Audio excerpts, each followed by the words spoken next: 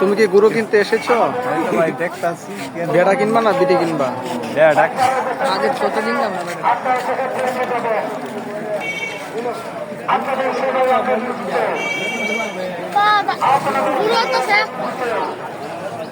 ভাই, আমাকে ধরো 52 কোটি টাকা দিয়ে আমি এই বাজারটা বসেছি, আপনি গিয়ে আমাকে ভিডিও করেন না? আমি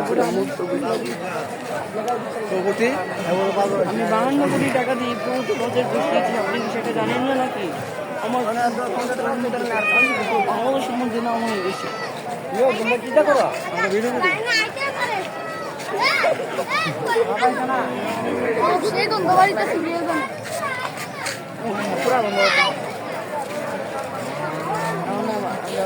শেরবাগের মলে